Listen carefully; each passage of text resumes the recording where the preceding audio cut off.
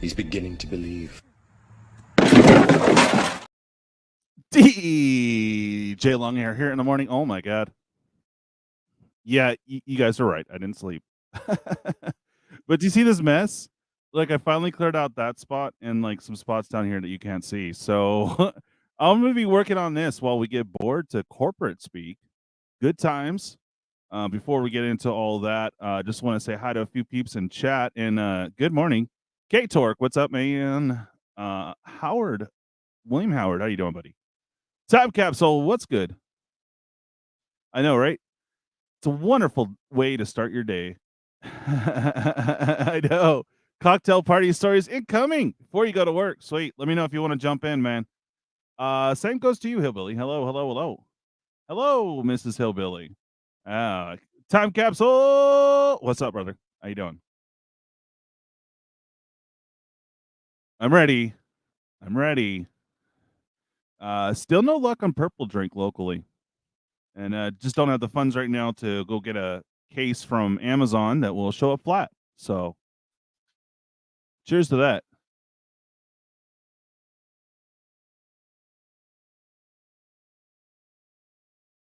I know. Look at this lovely mess. I got stacks over here. Oh, dude, I can't even show you without ripping the whole thing apart. But yeah, I'm trying to clear out the area by my piano. So I still have more that is in various different fat packs, but I'm doing this crazy sort method that really doesn't make any sense at all. Yeah, no, just a Clement. How you doing, buddy? Yeah. Oh, I was gonna tell you, bro. I'm going to Vegas, so I'm trying to fundraise for that. So out of pocket, I bought 2 cons of Tarkir boxes. No battle, just pack, $7. And then his last Return to Ravnica box for which those will be $4 a pack. We'll have another casual night coming up. They are inbound. Also, Robert's table is jumping in too. He got a box of Commander Legend. See, I want to say Legends, Commander Masters draft box. That one is inbound. Not sure on when I'll get it quite yet. I will check it. Check my email after the show here. For you guys that don't like commentary and are tuning in, I will be depending on how long this is. I'm going to be, after the show, I'm going to record it without any commentary or anything so you guys can watch it without our lovely voices. So there you go. Okay. Oh, cool. I'll shoot you the link, bud. Yeah, I know, man. It's crazy. But trying to get this done. I have more to go, but I got through most of the piles everywhere. I still have more. But for the most part, all the stuff that was loose is here. Or I kind of went through it quickly and they're another fat pack. So I'll probably have to get a fat pack for this because this is lands that you can't see over here. And then I got sorceries and instants. I don't know, man. It's just a huge mess. Yeah, I know. I have to go find my cons clip again, bro. Cons! Guy offered you a deal on a Fate Reforged booster box. Okay, cool. And there's allied fetches in Fate Reforged, just like cons. You can get it in the last slot.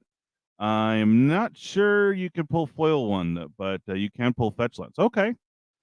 He might still have a couple boxes left, so I will see about that on the next go around. But I am completely and utterly tapped. Thanks to Robert for jumping in. I still have some stuff to ship out, and I'm getting there. But I've been buried. As you can see, I still don't have my workspace back. Yeah. Yeah, good luck, Hillbilly. Oh, okay. Gotcha. I understand, bro. I understand. But yeah, I'll send you the link. I don't know if Super Fast Tortoise is up yet. But yeah. I'm super excited for this boredom trip that we're going to be enduring. I hope you guys are too. We're going to hear from the corporate's mouth of Chris Cox and Cynthia Williams, president of WotC. If she's got some more articles to read for us, I find that quite lovely, and always like to tune in for that, as well as finding out if Chris Cox has been having better cocktail party experiences. So I'm looking forward to hearing about his new success and his ventures of popularity within the cocktail party community. Boom! You're a moderator. Hey, what's up, Blissful? How you doing, buddy? If you're bored and want to jump in, let me know. I can shoot you a link here on Facebook. But I hope you're ready for this boredom trip. Whoop whoop. Benson, what's up, brother? How you doing? How you doing? You're just at work right now. Got you, homie. Got to pay them bills, bro. Yeah, I'm still at my crappy job, looking for other ones, but was up trying to clear this mess. So I'm like, you know what? Let's cover this shiznit live. Like to be first, and then you will hear nothing about everything about this several hours later and all next week. We'll probably be talking about this very thing for MTG Roundtable. I have not got to make it a thumbnail yet, but yeah, I was thinking this and puppies and rainbows, talking about the negativity and positivity within the community. I think that'd be a good side topic, as well as covering this one. I hope that Chris Cox has a riveting cocktail party story for us. I really do.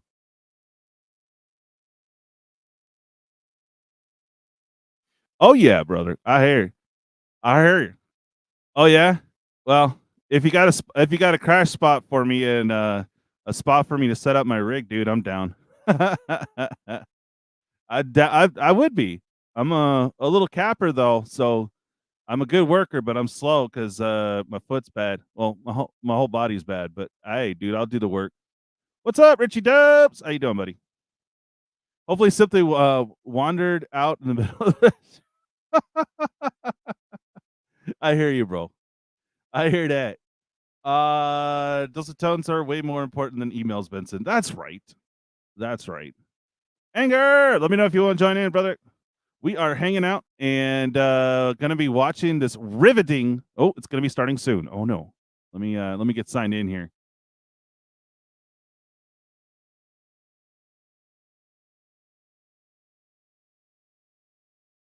Oh, I'm already set up. Oh yeah. All right. We got about 2 minutes before they start. So let's go ahead and get that puppy started. Hope you guys are excited as I am for this riveting Hasbro second quarter 2023 earnings conference call. Copyright music? No, thank you.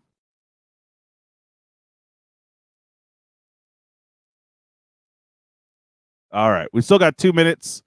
They usually start right on time, so just keep tabs. Just BSing with y'all, the community. That's right. Hey, MTG TV, the earnings will be great. Problem is the future health of Magic is being destroyed in exchange for short-term profits. Been playing since '94, and the secondary market is being destroyed. Yes, sir. Hey, exactly, brother. Do me a quick favor. If you guys are new here, go and smash the like and, of course, the subscribe. That's how we thrive here on the YouTubes. That's how we do it. We also go with, when we hit 12 subscribers, going this very slow route. When we get there, I got a monkey to give away. So make sure you guys get in on that. And other fun giveaways and other fun stuffs. So Blissful, are you going to Vegas, bro? Or you're probably working, dealing with the kids, huh? Well, we're trying to. So I got a few things in the pipeline to help fundraise for that. So good times if you guys like cons packs or Return to Ravnica, just for some old school nostalgia. Slinging the $7 for the cons, and of course 4 for the R2R. After I do that, I'm looking at some Avacyn Restored. Might be a little fun. I got a nice little deal on it, so if we close that out, I'm gonna see about getting that box. It'll be fun. Yes, riveting. All right, let's see where they're at. 1 minute. Still music, copyright music? I don't want to be copyright struck. That's right. Put a box into me. Problem solved. Yeah. Now I'm going through it. Trust me, I have a shiznaddle ton of bulk. I'm sending out to a few peeps. I think they picked copyright music to F. Exactly. Consumer confidence being destroyed by excessive reprints. Players with my 30-year experience are losing confidence in secondary market, and vintage cards have been dumping since the 30th anniversary. I'm gonna say pranks for that PKs. Yeah, I'm thinking Avacyn, dude. That'd be fun. I never opened it, so it'd be dope. Been playing since '94. They have Cynthia Williams and Cox, mainly Williams, exclusively to blame for that short-term gain. She'll be out within a year. To the top hats always switch. Yeah, but the thing is that she gets this notch under her belt. Okay, it started. Here we go. All parties will be in listen-only mode. If anyone should require operator assistance during the conference, please press *0 on your telephone keypad. Today's conference is being recorded. If you have any objections, you may disconnect at this time. At this time, I'd like to turn the call over to Ms. Kristen Levy, Senior Manager, Investor Relations. Please go ahead. Thank you, and good morning, everyone. Joining me today are Chris Cox, Hasbro's Chief Executive Officer, and Gina Getter, Hasbro's Chief Financial Officer. Today, we will begin with Chris and Gina providing commentary on the company's performance. Then we will take your questions. Our earnings release and presentation slides for today's call are posted on our investor website. The press release and presentation include information regarding non-GAAP adjustments and non-GAAP financial measures. Our call today will discuss certain adjusted measures, which exclude these non-GAAP adjustments. A reconciliation of GAAP to non-GAAP measures is included in the press release and presentation. Please note that whenever we discuss earnings per share or EPS, we are referring to earnings per diluted share. Before we begin, I would like to remind you that during this call and the question and answer session that follows, members of Hasbro management may make forward-looking statements concerning management's expectations, goals, objectives, and similar matters. There are many factors that could cause actual results or events to differ materially from the anticipated results or other expectations expressed in these forward-looking statements. These factors include those set forth in our annual report on Form 10-K, our most recent 10-Q, in today's press release, and in our other public disclosures. Robert. Today's guidance assumes we retain the non-core entertainment film and TV business, notwithstanding the agreement we just entered into with Lionsgate to sell this business. That transaction is subject to customary closing condition and regulatory approvals. Sell the Following business. closing of that transaction, we plan to update our guidance. What? We undertake no obligation to update any forward-looking statements made today to reflect events or circumstances occurring after the date of this call. I would now like to introduce Chris Cox. Chris? Cocktail Party Man. Thanks, Kristen, and good morning. Today, I'm pleased to announce that Hasbro has entered into a definitive agreement to sell our eOne film and TV business to Lionsgate for approximately $500 million, consisting of cash of $375 million and the assumption of production financing loans. This purchase will include a team of talented employees, a content library of nearly 6,500 titles, active productions for non-Hasbro owned IP like The Rookie, Yellow Jackets, and Naked and Afraid franchises, eOne's Canadian film and TV operations, and the eOne unscripted business, which will include rights for producing Hasbro-based shows like Play-Doh Squished. Morning, Fish. We expect the transaction to complete by the end of 2023. Hasbro will use the proceeds to retire a minimum of $400 million of floating rate debt by the end of the year, and for other general corporate purposes. Hasbro Entertainment will be the new marquee for our ongoing entertainment efforts after the sale closes, under the leadership of Olivier Dumont, the current head of eOne Family Brands. Hasbro Entertainment's mission is to develop, finance, and produce entertainment based on the rich vault of Hasbro-owned brands. There you go. We'll bring to life new original ideas designed to fuel all areas of Hasbro's blueprint, including toys, publishing, gaming, licensed consumer products, and location-based entertainment. We'll retain a focused team of creative development and business affairs experts to shepherd the 30-plus Hasbro-based projects in development, working with the best studios and distribution platforms in Hollywood, including ongoing development of the Transformers and G.I. Joe franchises, Play-Doh, D&D, Magic the Gathering, and our board game portfolio. As part of the sale, we expect to move to an asset-light model for future live-action entertainment, relying on licensing and partnerships with select co-productions, like our previously announced Transformers 1 animated film and the D&D live-action television series, both with our partners at Paramount. The sale of E1 is another important milestone in our transformation at Hasbro.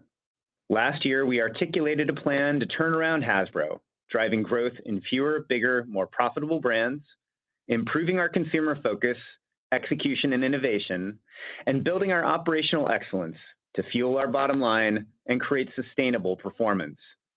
At the highest level, it's a plan about recentering Hasbro on what has helped us create one of the most valuable portfolios of brands in toys and games, the timeless power of play. I'm pleased to report in Q2, we've made substantial progress against these goals. Hasbro delivered better than planned operating results for the second quarter, including revenue of $1.2 billion and adjusted operating profit of $137 million, which includes a $25 million charge we took for the D&D Honor Among Thieves feature film. The movie is among the best reviewed films of 2023 and has performed well in streaming, but the box office didn't meet expectations. Nope. POS in the quarter was at or ahead of market, and when factoring exited businesses, was ahead of market. Through the first half, Peppa Pig, Transformers, Play-Doh, D&D, Magic the Gathering, and Hasbro Games have all grown point of sale. According to Circana, the G9 global toy and game market declined 7% through year-to-date June. We gained share among the G9 in 3 of our 5 focus categories: action figures behind growth in Transformers, arts and craft with Play-Doh, and in games behind Monopoly. Our direct fan-focused business, Hasbro Pulse, increased point of sale by 54% in the quarter. Transformers Rise of the Beasts is one of the top box office performers of the year, and has driven an 83% improvement in Transformers POS since its release. Magic the Gathering launched what we believe will be the biggest release in our history with Lord of the Rings, Tales of Middle-earth. D&D generated nearly 2 million new registered users on D&D Beyond through the first half of the year. Our licensing business continues to grow, including the release of one of the biggest mobile games in the last 5 years, Monopoly Go, from our partners at Scopely, which since its debut has been #1 in downloads in 87 countries on the Apple App Store and 49 countries on Google Play. Our operational excellence efforts have driven over $84 million of cost savings year to date, money we are using to both fund inventory reduction and clearance efforts and key growth initiatives like direct, data analytics, and digital.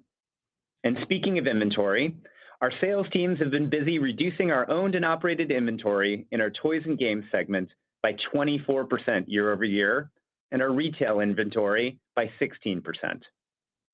While headwinds and uncertainty continue to exist in the toy and game category as a whole, a better than planned start to the year so far for Hasbro sets us up for success in the back half.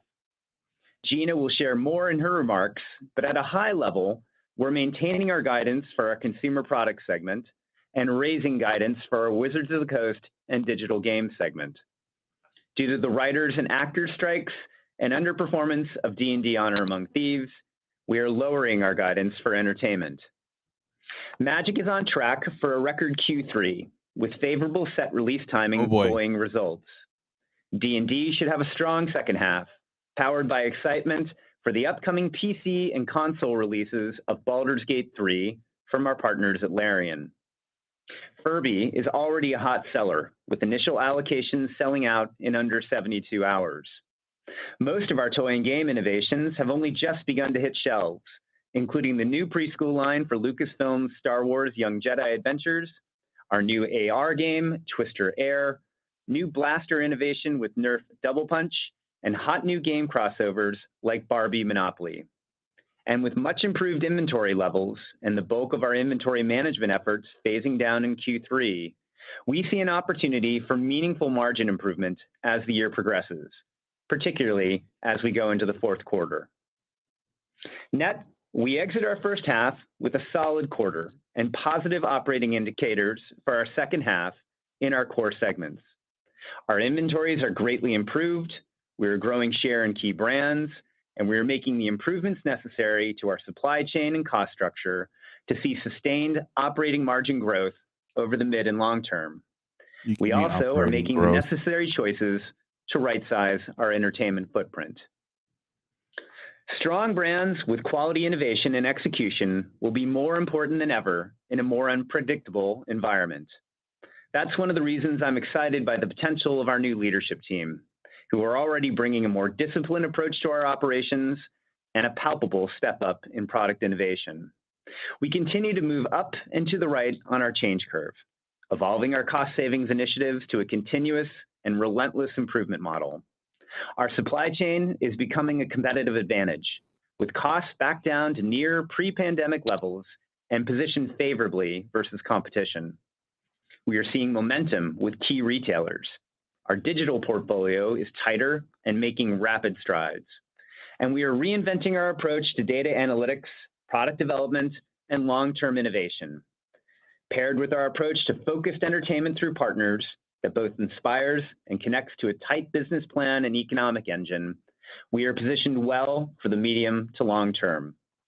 I'd now like to turn over the call to Gina Getter, our Chief Financial Officer. Gina?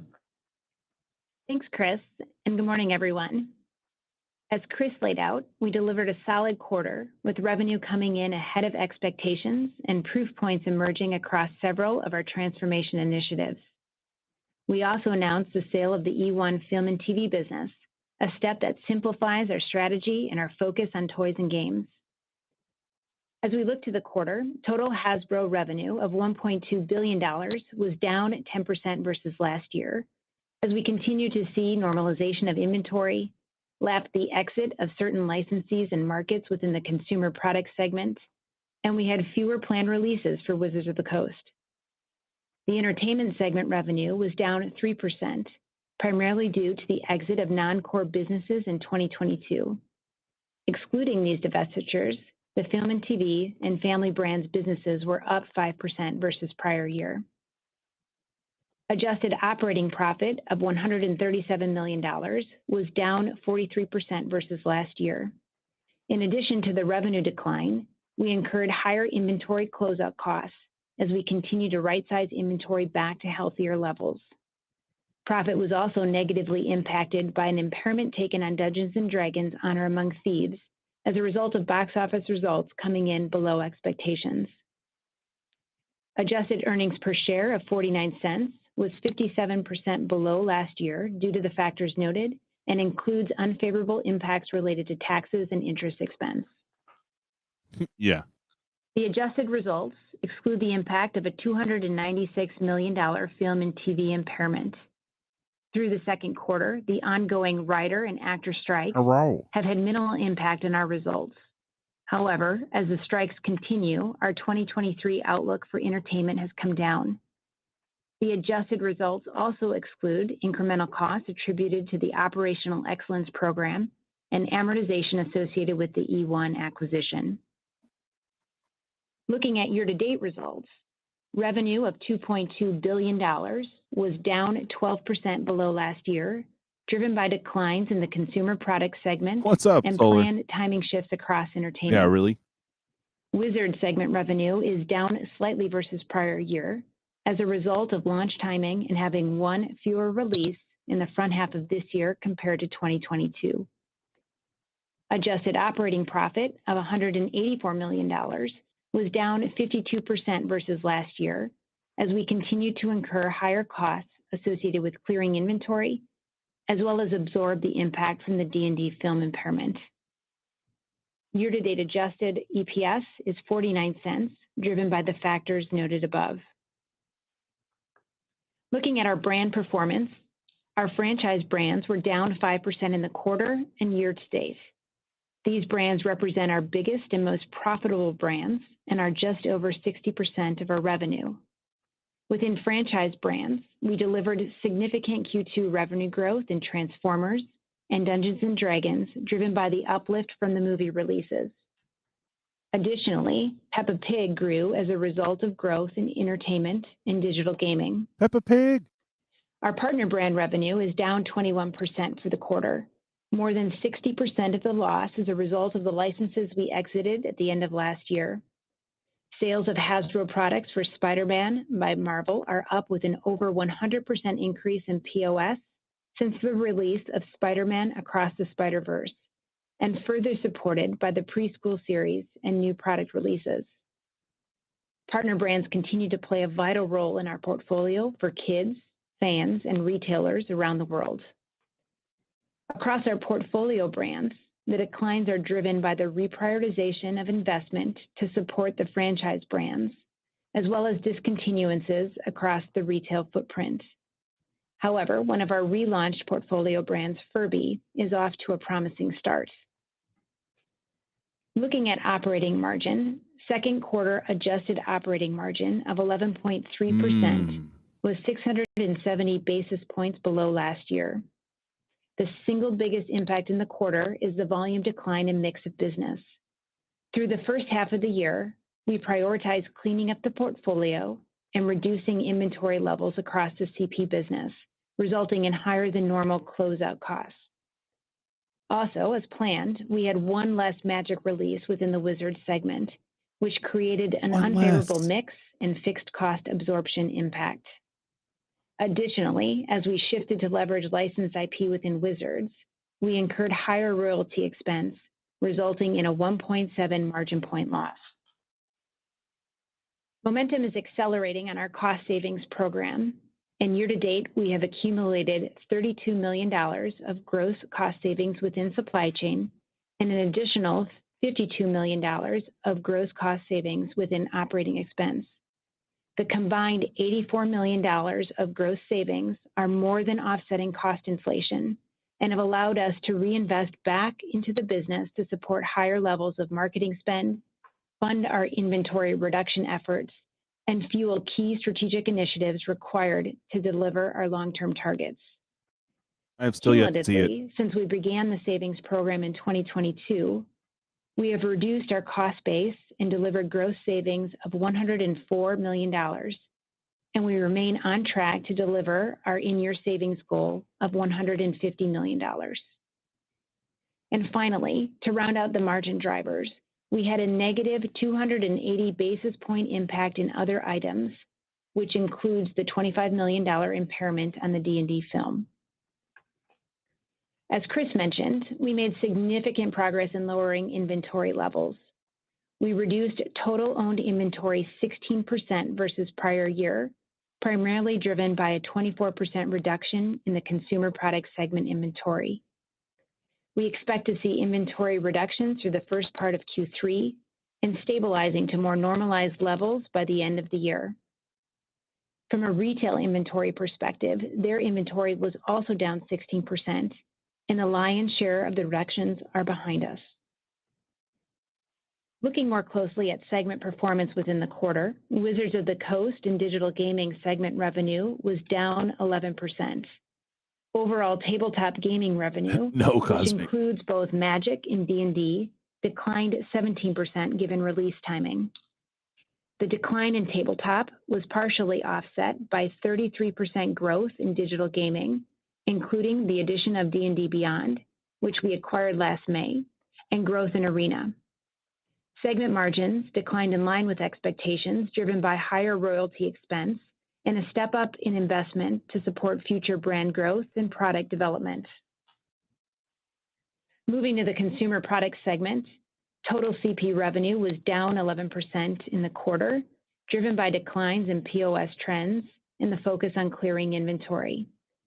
Looking at the key drivers for the quarter, 5 points of the decline was driven by planned license exits. Another 3 points of decline was driven by toy and game volume, given the broad category trends, and retailers taking a more focused approach with their inventories. 4 points of decline came from pricing and mix, driven by additional closeout costs as we work through higher inventory levels. And finally, we achieved 1 point of growth from licensed consumer products as we re-energized focus on leveraging our IP across categories. In the quarter, the entertainment segment declined 3%, primarily due to business exits late last year. This was partially offset by 3% growth in film and TV behind scripted TV growth, as well as film revenue from Dungeons & Dragons Honor Among Thieves.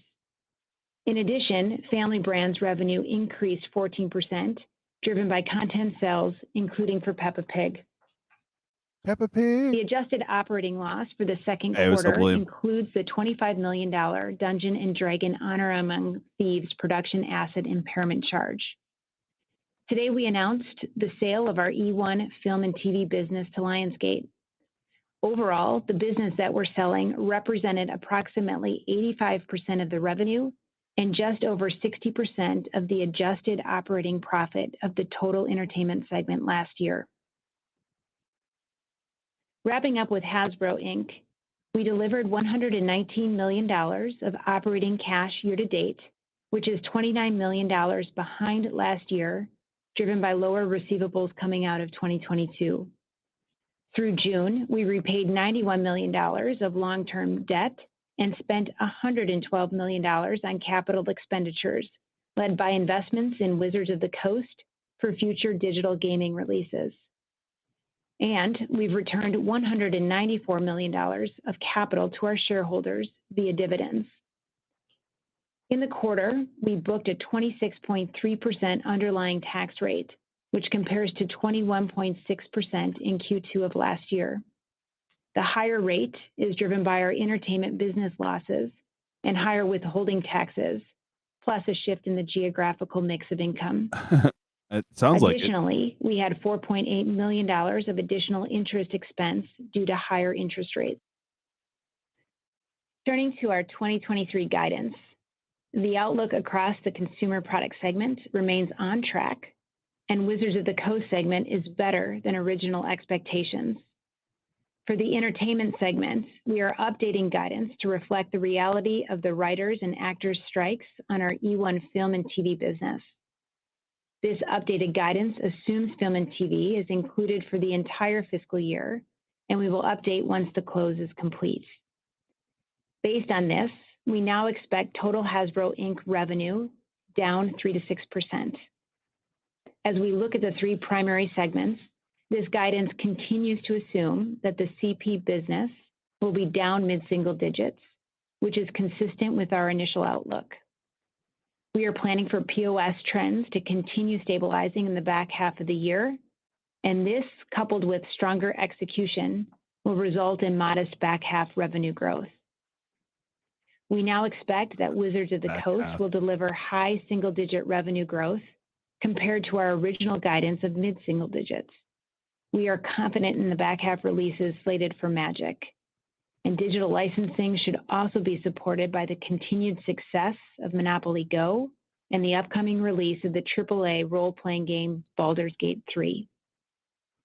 And finally, for entertainment, we are now expecting revenue declines of 25 to 30%, which incorporates the impact of the writers and actors strikes on production deliveries in the back half of the year. Adjusted operating margin is now expected to be up 20 to 50 basis points versus last year's adjusted operating margin. The margin outlook for CP and Wizards of the Coast are the same or better than our previous guidance. The guidance reflects unfavorable changes in entertainment given the strikes, as well as the D&D impairment. This margin guidance continues to expect $150 million of in-year cost savings driven by our operational excellence program, as well as assumes that the cost to clear inventory reduces in the back half of the year. Despite the headwind from the entertainment segment, we continue to expect 2023 adjusted EBITDA to be relatively flat to prior year. And based on our current forecast, we continue to expect to generate $600 to $700 million of operating cash flow.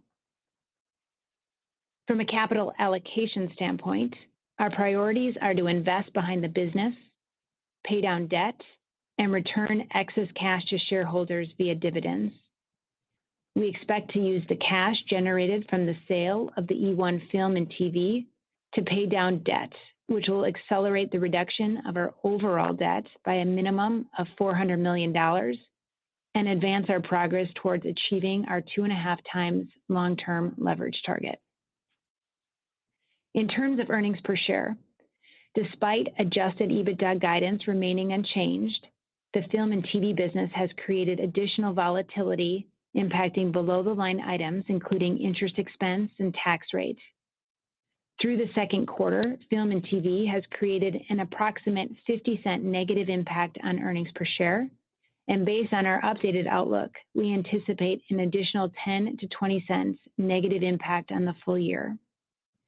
Given this, as well as the divestiture, we are withdrawing total Hasbro Inc. earnings per share guidance for the year, and will revisit reintroducing the metric once we have closed the transaction. Our remaining segments are continuing to grow their EPS contribution versus original expectations and versus last year, behind strong Wizards growth and cost savings momentum. I am 3 months in at Hasbro, and every day I am more excited about the opportunities ahead for this amazing company. We have a lot of work ahead of us to deliver the year, but we are making progress and gaining momentum, with today's announcement of the sale of the E1 film and TV business being the latest milestone. And with that, I'll turn it back over to Kris to wrap up. Thanks, Gina. While our overall guidance is down for the year, the puts and takes are contained in a segment that we have found a better home for and a company adept at driving value. Our core business is making tangible progress, and while the next 6 months will present entertainment-related headwinds, we will emerge a more focused, more profitable, and more predictable business. This will enable us to continue to fund our category-leading dividend, improve our balance sheet health, and drive value for our shareholders, partners, and fans of all ages. We'll now pause to take questions. Thank you. At this time, we'll be conducting a question and answer session. If you'd like to ask a question today, please press star 1 on your telephone keypad, and a confirmation tone will indicate your line is in the question queue. You may press star 2 if you would like to remove your question from the queue. For participants using speaker equipment, it may be necessary to pick up your handset before pressing the star keys. So that we may address questions from as many participants as possible, we ask that you please limit yourself to 1 question and 1 follow-up. 1 moment, please, while we poll for questions. Thank you. Wow. Thank you. And our first question is from the line of Andrew Uerkwitz with Jefferies. Please proceed with your questions. Hey, great. Thank you. Good luck joining, Gina. It's great to have you on board. The increase in guidance around WotC, could you go through the puts and takes there? Is that driven largely by Magic, better expectations on Baldur's Gate now that it launches today, or Monopoly Go? Could you just go walk through some of the changes there? Yeah, sure thing. And thanks, Andrew. At a high level, I'd say it's bullishness around Magic and good progress with our digital licensing portfolio, Baldur's Gate and Monopoly Go included. I'll turn it over to Gina to go through more details. Morning, Andrew. Thanks for the welcome. I don't know that I have additional color to add. I do think that our performance in the first part of the year overall for WotC in the digital segment has been on our expectation. We're seeing some good progress with Lord of the Rings. We're really excited about that launch. That came out in June, so the bulk of the revenue gain will be a pickup here in Q3.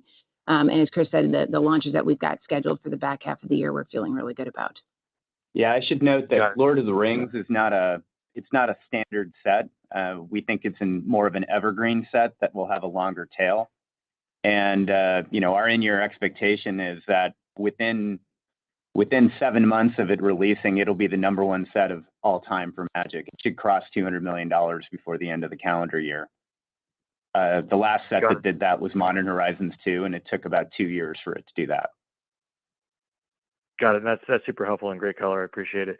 Just kind of thinking about the digital strategy going forward that sits within Wizards of the Coast. Could you give us an update on your thoughts there. E1's gone now. We can kind of start focusing on the video games and segments. You have some internal studios. So could you just kind of give us an update on where everything stands and what the primary driver is going to be there, 1 year out, 3 years out, maybe? Yeah, at a high level, I'd say it's a balanced strategy between working with licensed partners, which is very high profit for us, and we've been fortunate to have some fantastic partners like Scopely and Larian, who we think are making knock it out of the park games, and then patiently investing on a milestone basis with our own internal studio development and publishing capability development. When you look at a game like Baldur's Gate 3, I view that as the equivalent of a blockbuster movie release. Just to put it in perspective, we think Baldur's Gate 3 has the potential to be a Game of the Year contender. It will engage millions of highly targeted fans and be highly accretive to the D&D brand. And just to kind of put in financial perspective, we will likely make more money on Baldur's Gate 3 than we have made on all of our film licensing for the last 5 to 10 years combined. Wow. So it's not only a great brand win, it's a great financial win for us. And I think it's a heavy focus of the company moving forward. We purposely stated in this release that we're a leading toy and game company. We are squarely focused on that. And I would say the emphasis is on the gaming part of that. Got it. That's really helpful. I appreciate it. Thanks, Chris. No worries. Our next question is from the line of Arpine Kocharian with UBS. Please proceed with your questions. Hi, good morning, and thank you for the question. I was wondering if you could help us bridge margin guidance down about 25 basis points at midpoint, but then what you want to be up is actually up, and what you want to be down is actually down. You have high margin gaming revenue outlook up, but lower margin entertainment segment revenue actually lower. And I know you mentioned margin for Wizard is actually unchanged or better, and then incremental headwind from impairment charges, I guess. Is there anything else that you would point out in bridging that? No, Arpine, good morning. This is Gina. I think you've got it square on. Our margin guide down, we were a little bit more bullish starting the year at 30 to 60 bips, and now we're saying, 20 to 50. And that is really all about the impairment that we took within D&D and what is happening within the film and TV segment itself, or the broader entertainment itself. When we look at our core business, our toys business, our games business, that margin profile is healthy and actually a little bit better than what we expected it to be.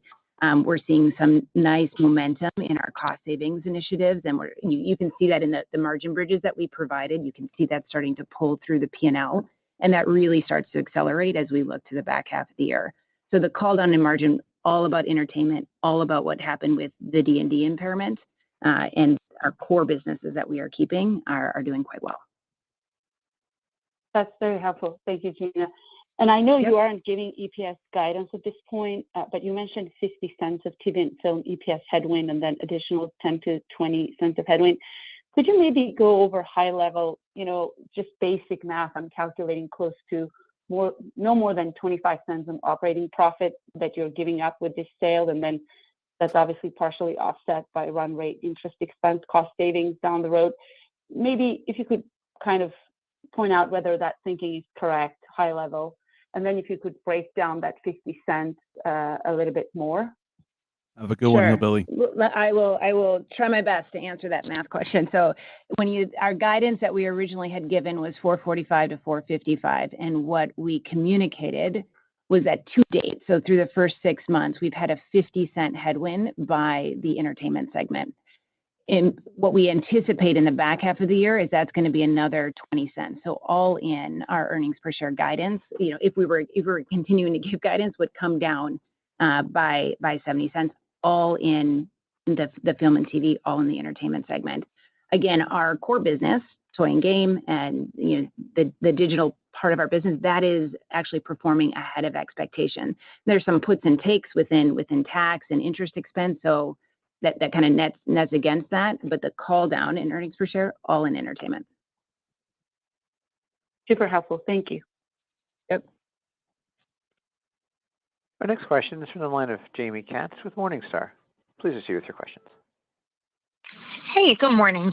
I know you guys are not really guiding on the sale of E1, but I'm hoping that you can frame the size of what will be left after these assets are sold. Will it be, 10% of the entertainment business? And then, with that sale, is there any reason that cost of goods sold and program production costs wouldn't go back closer to 2019 levels, just as we think through sort of the math of how that segment has impacted the overall P&L? Thanks. Sure. Morning, Jamie. In the slide deck that we provided, we put a chart in there to try to dimensionalize the total entertainment segment and then the piece of the business that is being divested. So about 85% of the segment is going with the sale in terms of its revenue, and then the balance of 15% is staying with us, and it will be embedded in the new kind of view of entertainment and of how we're approaching it moving forward. In terms of how to think about production costs, I'd have to go back to where we were in 2019 to see it precisely if we're up, down, or sideways from that. But yes, you can assume the E1 business was spending $500-600 million in production dollars they will not be spending that, or we will not be spending that amount of money moving forward. Will be up versus 2019 simply because we continue to invest in some co-productions with Paramount, like we're doing with Transformers 1, which is a new animated film that'll come out next year. And then we're also doing production for things like a D&D TV series. Now that is a cost plus model that Paramount is fully funding. So we get the production margin from that, plus like a licensing fee for being an IP owner on something like that. And then also we're retaining the E1 family brands portion of the purchase, which is a big value portion of the purchase with big brands like Peppa Pig. And so that's incremental to 2019 as well. But as Gina states, it's far lower than the run rate we've been on for the last several years. Right. And then I think there was some prepared remark that said there was momentum with key retailers. So any further color on that would be helpful. Thanks. Yeah, we won't name them by name, but certainly, it's nice to have clean inventories and inventories reduced. If you look at like our top 3 or 4 retailers, I feel pretty good about where we're going with them. Some of them are taking still a pretty aggressive stance on inventory management, and so we're working with them. But others are really leaning in and seeing an opportunity to build share and have great kind of on-shelf availability. So and e-commerce continues to gallop forward and consume share in the category. We just had a great Amazon Prime Day. We have had really good discussions with our major retailers around top toys for the holiday. So, I'm cautiously optimistic that you're going to see Hasbro gain share in terms of what our key retailers announce. And we're already starting to talk to them about 2024 and 2025. And, with our new management team, I think we've tightened up the innovation muscle quite a bit. And we'll have some momentum going into that year, particularly as we see what folks like Tim Kilpin, who's our new leader of our toy team, has up his sleeve in terms of new product innovation. Thank you. Very helpful. Our next question is from the line of Eric Handler with Roth MKM. Please proceed with your question. Good morning, and thanks for the question. I believe you said that Hasbro Pulse POS was up 54%. I wonder if you could talk a little bit about that business and size it and talk about some of the growth plans for that. Yeah, sure. And good morning, Eric. Nice to talk. So Hasbro Pulse, as we talked about back in October at our Investor Day, direct to consumer is important to us. It's a great way for us to learn from our consumers, see how they shop, see what they want. And our initial efforts are very focused on kind of like that dedicated fan segment, both what we do for Secret Lair with what we do at Wizards of the Coast, what we do with kind of the D&D fan with D&D Beyond in terms of digital goods. And then Hasbro Pulse is more about kind of like that fan economy segment. And that's performed super well. It's a great partnership with our Disney, business. There's a lot of Star Wars that goes through there. There's a lot of Marvel. There's a lot of super high-end Transformers and Hasbro-owned items, like the Roboson auto-transforming Optimus Prime that we released last year, and an auto-transforming Grimlock that we just recently announced. Hey, Duel. And a great opportunity for us to sell high-end items. I would scope the business right now in the kind of the $100 to $200 million range. I think we see significant upside for that. Call it, potentially a TAM or a TAM opportunity for, double, maybe 2.5 times that over the next couple of years. And as we start to build critical mass and capabilities in that segment, I think you'll also see us evolve our perspective on what we could do there. We'll start with fan focus, and then we'll evolve that and hopefully start going out in concentric circles over time, respecting the fact that we have a lot of great third-party retail relationships and making sure that we model kind of the mix of products appropriately.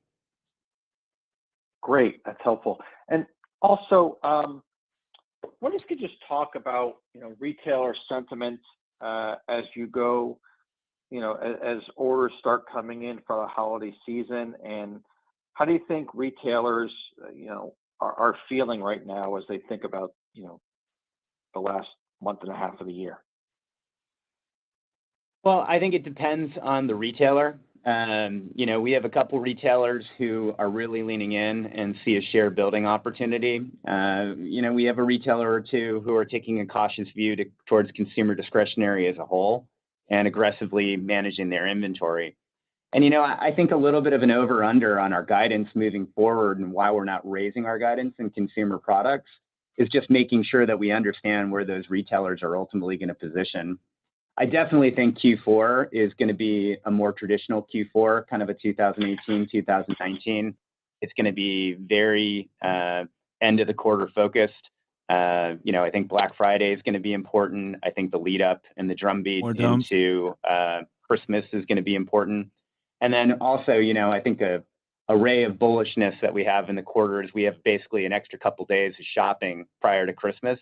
And then for our fiscal year, we have an extra week because we ended our fiscal year last year, I think on December 26th.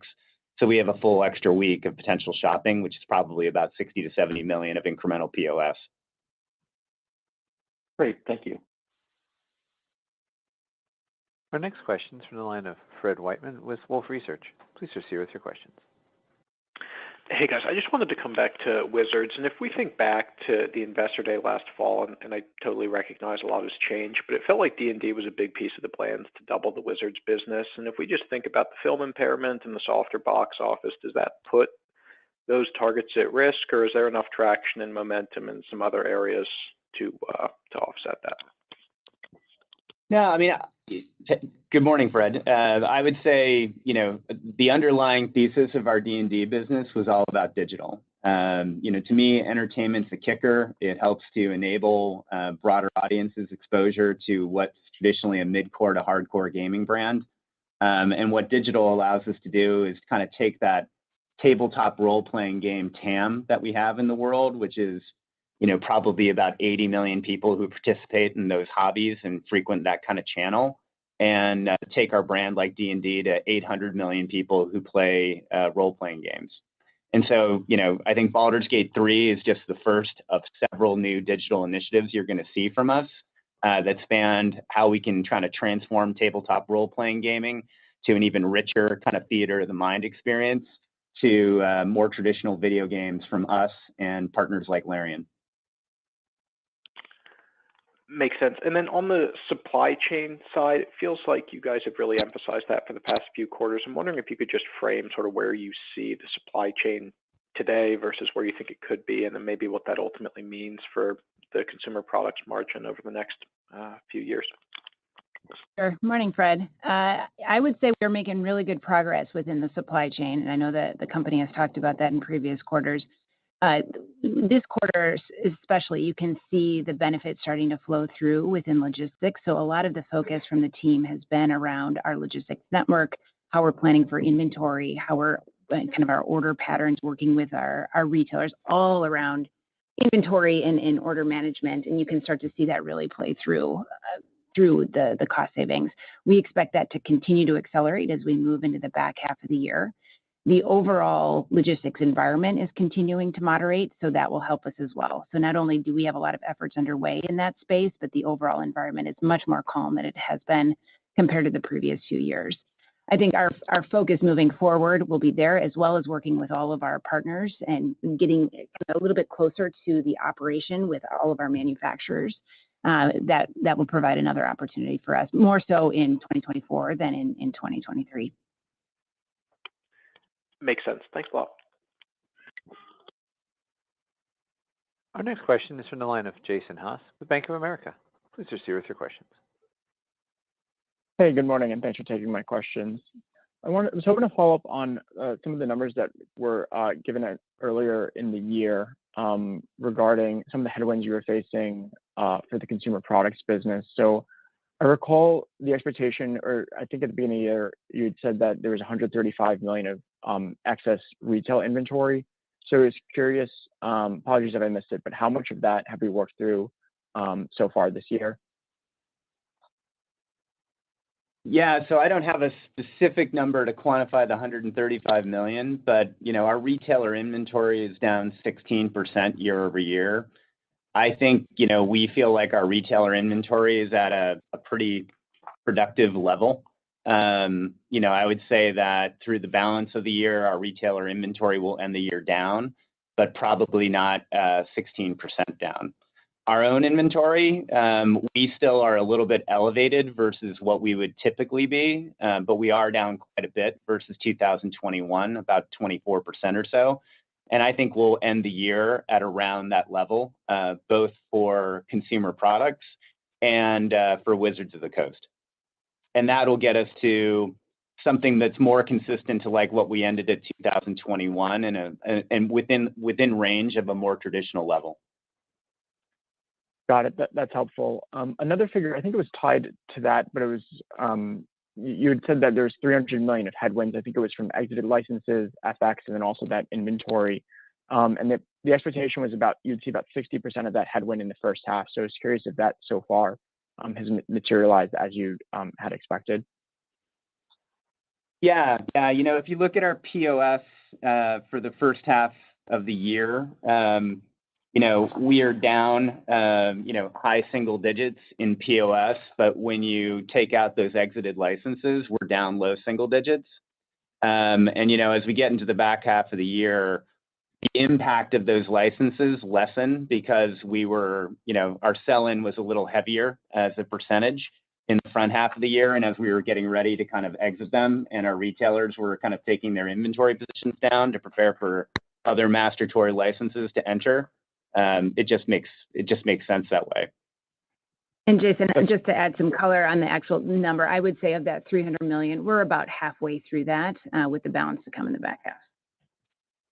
That's great. Thank you. Thank you. Our next question is from the line of Stephen Laszczyk with Goldman Sachs. Please proceed with your question. Hey, great. Thank you.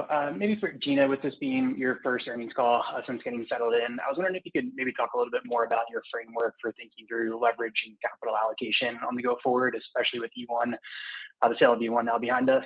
In particular, I'd be curious if you see any incremental opportunities on the investment or capital returns front over the next few years. Thank you.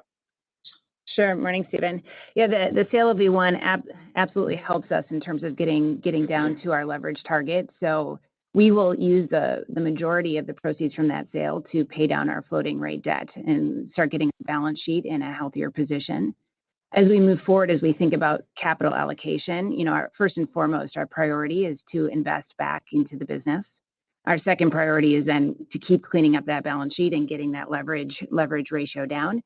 And then the third piece is to continue giving money back to our shareholders. Our primary vehicle has been dividends. We've paid out dividends through the first part of the year. We expect to continue paying out dividends in the back half of the year. As we turn the corner into 24 and beyond, I think we will most likely add share repurchases back into the mix of capital allocation. But for now, in the near term here, our first three levers are invest, pay down debt, and then give back money via dividends. Got it. And then for Kris, I'm not sure if you've given this metric before, but since you mentioned it around Baldur's Gate, I was wondering if you could remind us how much money you've made in film licensing over the last 5 or 10 years. Any approximate sizing would be helpful.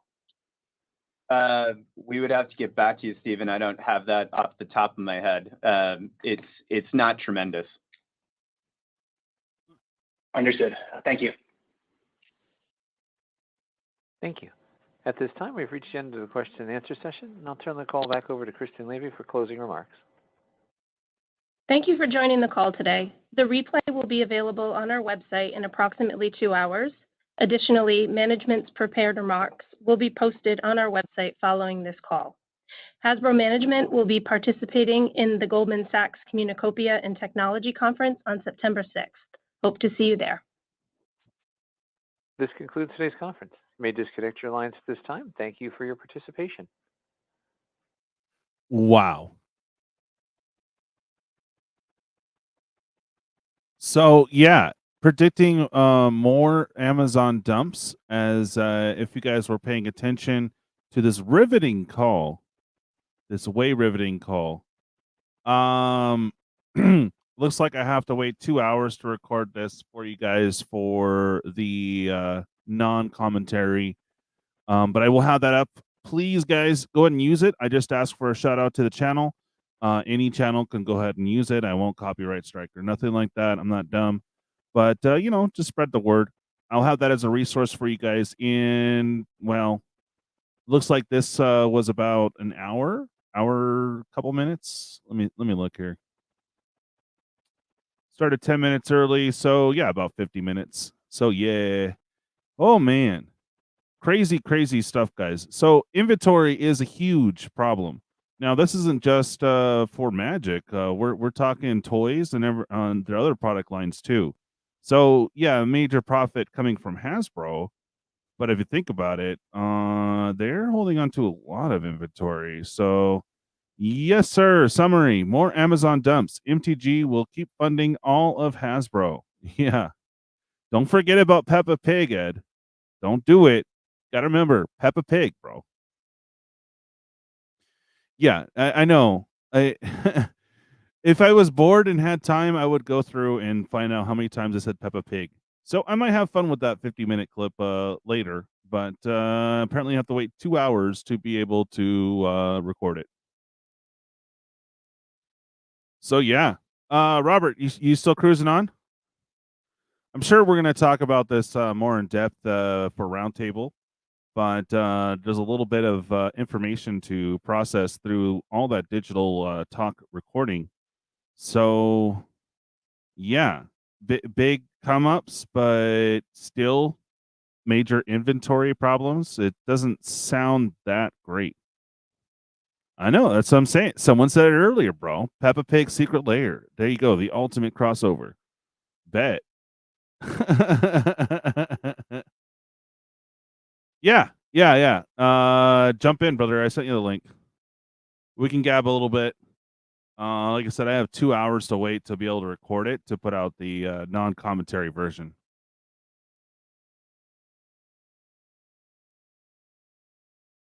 Just gonna see if I can play it now. Nope, dead air. Okay, so I gotta wait the 2 hours. Yeah. So it's really interesting too. For I think Maccaster is reporting it on up in Canada. I'm trying to remember, was it not Card Shop Live, but there was another company that sells up in there it was Card Shop something. Anywho, they had major discounts for Canadians, so I don't know if it's just them up there or if you look, there's major deals on on one of them. I'd have to look into it. What's up, Robert? How you doing? What's up, man? I'm here at work, just chilling, enjoying the Hasbro earnings call there. That was pretty. Oh, riveting! Way to start the morning, bro. Yeah, I almost fell asleep a few times. This is great. That's a great way to start the day, bro. Yeah, I already drank 2 cups of coffee. I'm gonna need 4 more. Yeah, and that's just to get through the first quarter of your job. Yeah, that's just to get through my Q1. Yeah, your Q1, exactly. Oh my god, dude, it's so funny. I know they're reading a script and whatnot, but it sounds so robotic. Like, is AI just going to be handling the calls and all the stuff here in the future? I mean, that's what it sounds like. Right. Their entire, both of them, their entire speeches were chat GPTs. You could tell, because when it came to the Q&A section, we don't have any answers because we don't have the numbers. Yeah. You're supposed to have the numbers for this type of meeting. What? Bank of America asking them for what their inventory shrink was, and they're just like, "Oh, we don't know." Yeah. Bruh.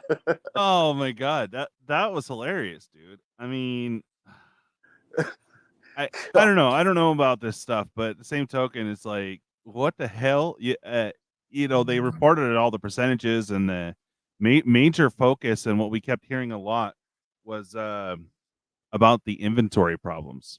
Yeah. So I'm assuming that's we're gonna get more dumps on Vow and Midnight Hunt. Well, why do they get so crazy on that set, man?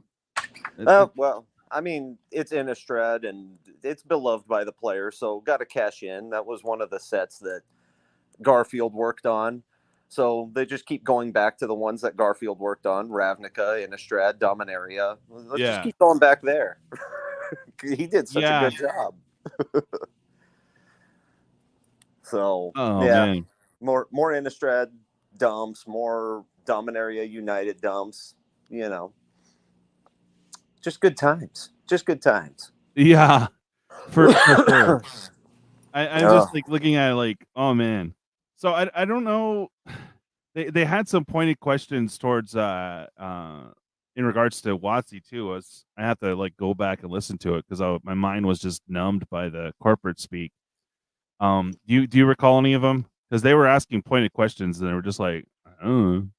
Yeah, I recall they were asking particularly about the inventory with WotC. They were, asking about, and they kept trying to point out that WotC was down, Wizards was down because of having one fewer set release, which we all know is BS.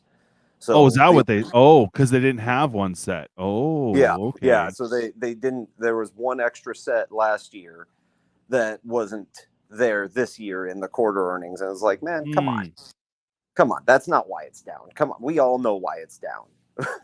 Everybody knows.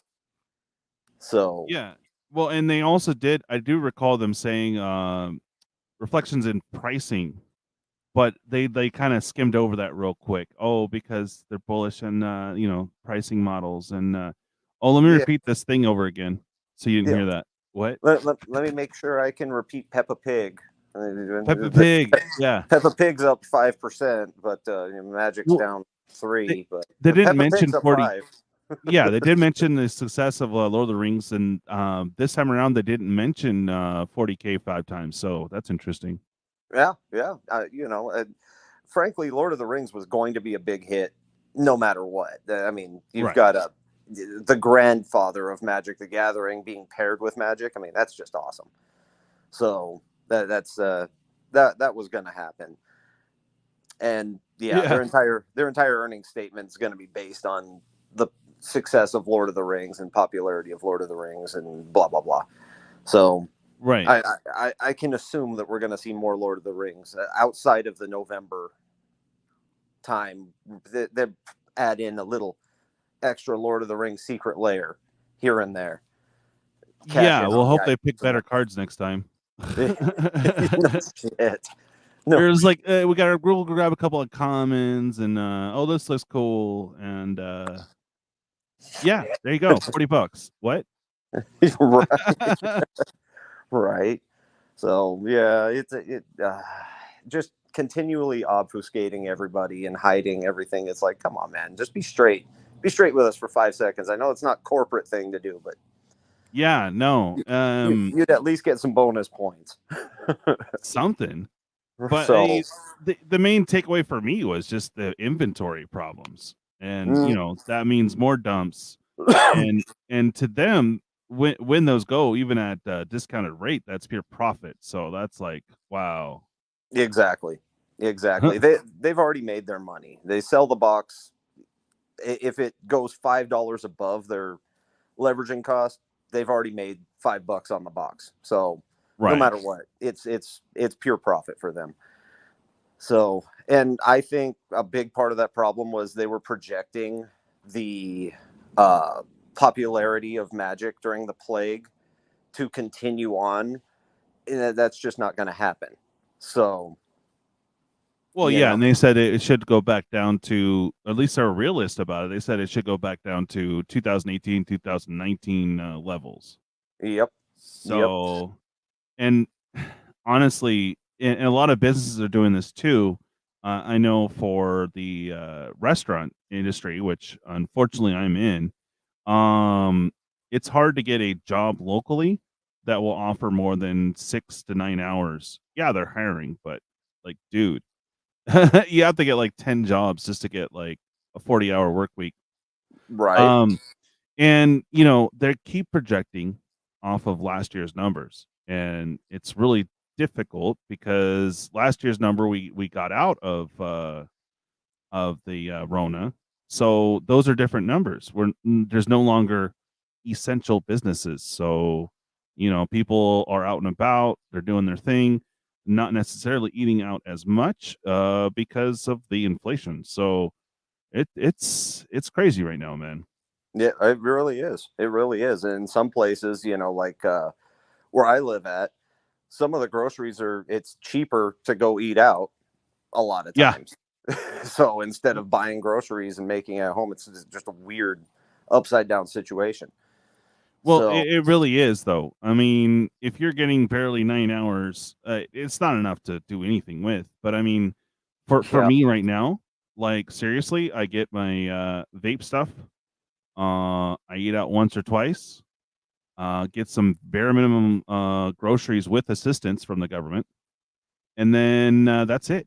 I'm starving waiting for 2 weeks. This is kind of the regular MO for those workers, unless I get 5, 10 more jobs that are offering 6 to 9 hours. Right. And then somehow have to figure out transportation all across, San Diego to hit those 5, 10 jobs. Exactly. So, yeah. That's and I'm not bitching. I'm just saying from a regular everyday man job. I mean, I think retail's been hit hard too. So they're cutting hours there.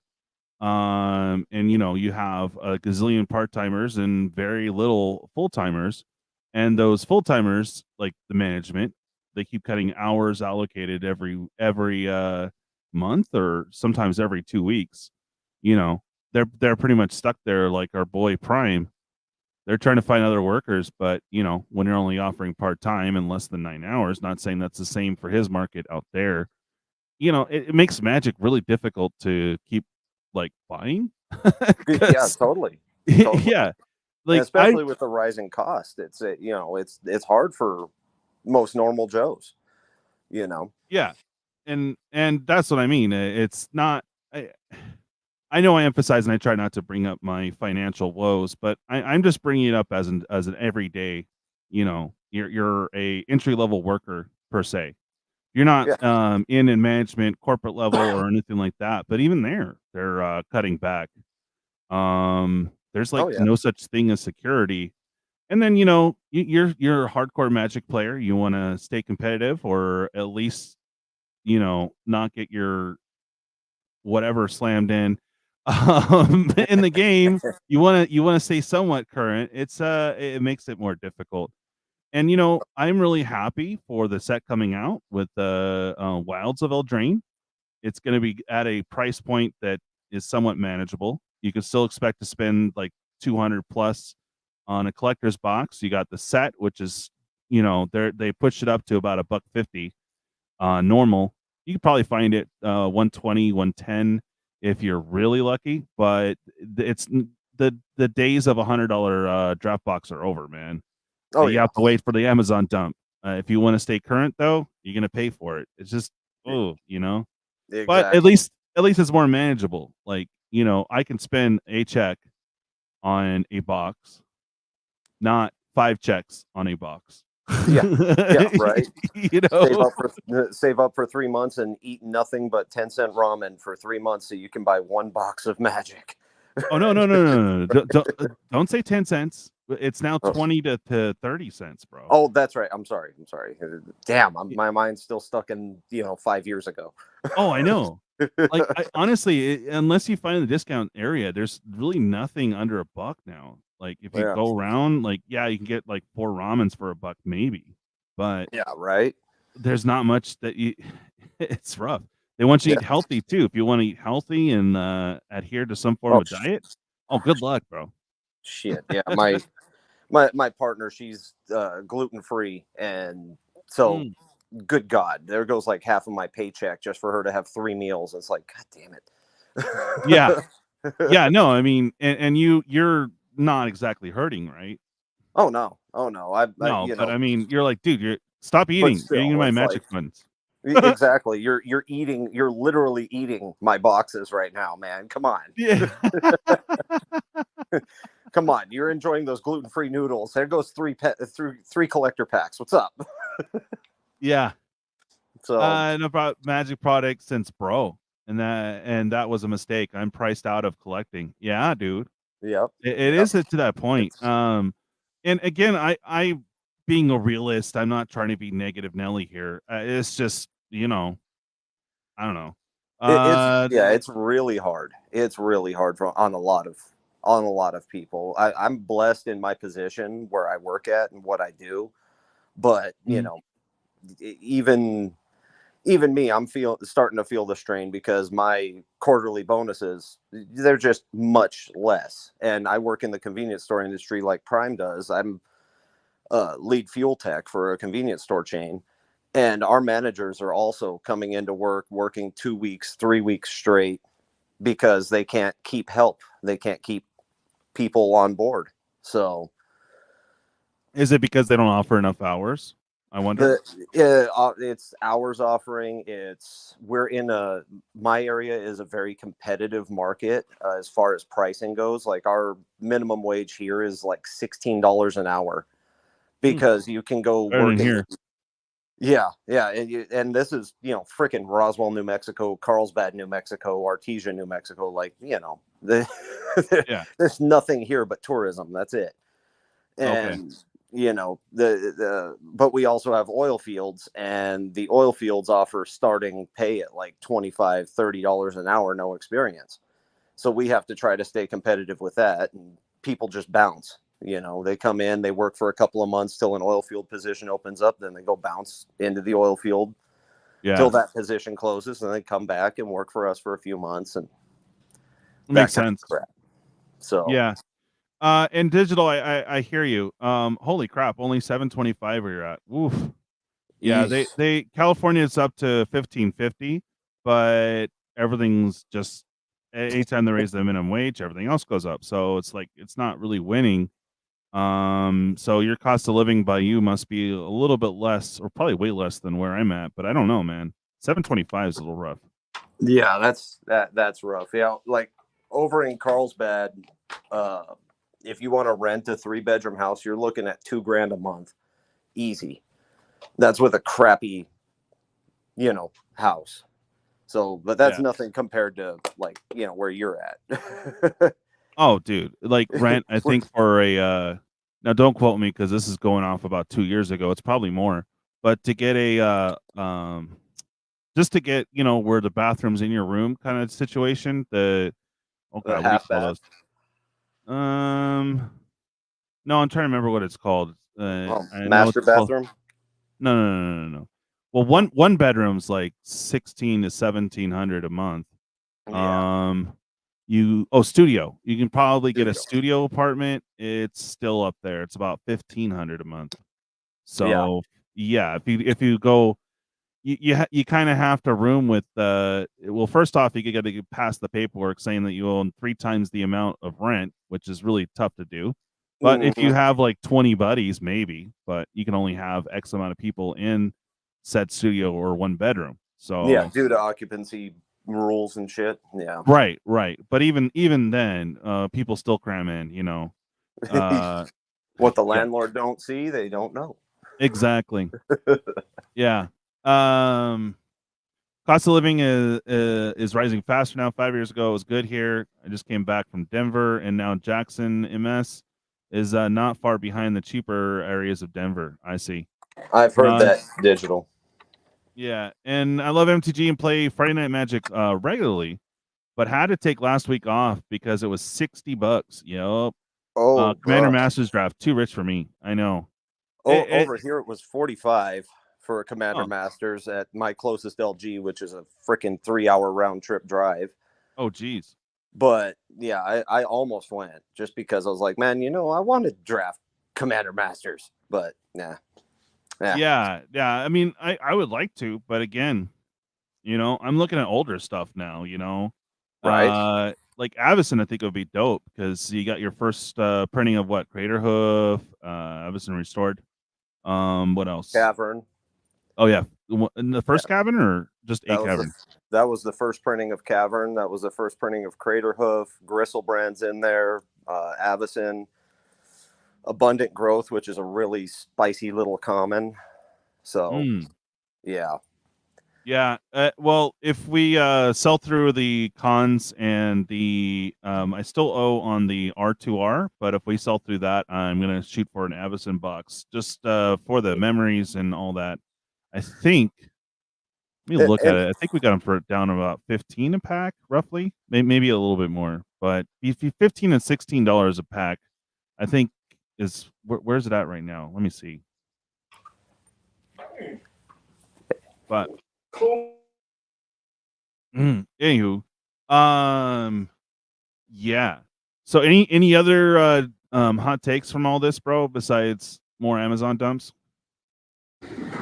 So, to me, they're really hiding a lot of information. My biggest hot take is they're pushing Baldur's Gate 3, and they're expecting that to do insane. Dude, it's got to be insane, dude, because you can get frisky with a bear. Yeah. That was their big selling point. That was their big selling point. You go snuggle up to a bear, see how that ends up for you. Yeah. Because of the druid class or something like that. I don't know. But basically, you can get frisky with druids that can turn into animals. So that was their big selling point. I'm like, okay, furries rejoice. Other than that, what about the game? Yeah, that's been out, and this is the latest fix or something? I don't know. I don't play the game. I think it's been an alpha, then beta for a long time, and now they're finally going to move to production release. And when you start developing a game 3 years ago, things move if you don't adjust, Right. So we'll just have to see how bad and buggy it is on release. That's what I'm most concerned with. Gameplay wise, I don't, it's not Skyrim. They're not releasing 200 different versions. That's all the same damn thing, so I don't see it blowing up the way they think it's going to. Coach is all, if you're milking a cow, what do you say that cow is you're milking? A good girl? Good girl. Exactly. Exactly. Don't mind my hands. Oh my God. Oh wow. You saying that it could drop to 25? What? Ooh. What for Lions? Wait, what are you saying? For the share prices. Ooh. Yeah. Yeah, and it could. I mean, Hasbro really, yeah. Well, I personally loved the new D&D movie. It was just weird to see Hugh Grant there. I was like, man, he was freaking awesome 30 years ago. Yeah. So, yeah, embezzlement. Yep. Well, no, they borrowed so much to get the Universes Beyond and licensing for they bought a failing entertainment industry, and this is when did they buy that? I forget, but I think it was before they decided to change IPs around to push the message, which killed every IP and there's just too many Magic players to keep it in with whatever they decide to do in that realm. There's too many Magic players, and they're still putting out good cards, good art. I've noticed the differences, but people don't care. That's what the text says. Yeah. What does the text say? How does it affect my game? Oh, yeah, that's a good card. I'll get it. There you go. Yep. And I'll buy the cheapest copy I can. Because, right. Freaking inflation is up, money is down. Let's buy the cheapest ones. Mm-hmm. Yeah, devaluing the company in search of profits. Yeah, I know. It's that's exactly what's going on. It's crazy. I think that's one of the topics will be. Are you joining us for the roundtable, or are you not sure yet? Oh, me? Yeah. Oh, yeah. I'll be joining. Yeah, because we had a great conversation in the spoiler section of my Discord, and it is, I'm calling it puppies and rainbows because, I can't preach happy and positivity 24/7 when we're not happy with Hasbro. I love the game, and I am concerned for the game because they're pricing a lot of people out. I mean, the whales are leaving too because of the was it the mistrust with the company. So I report on stuff that is happening, and that's what's happening, and it really sucks. So we got to be vocal about it. Hopefully, eventually they'll see the error in their ways, but they didn't really get too much in the hype on this one. They had the little positive quips that, oh, we're doing better, but oh no, we're working on this, we're working on this, we're working on it, we're working on it, we're working on it, and that was like, okay, I thought they were going to go, oh yeah, Lord of the Rings, Seder, oh, it's so awesome, all that, but that's not what we heard. So I don't know.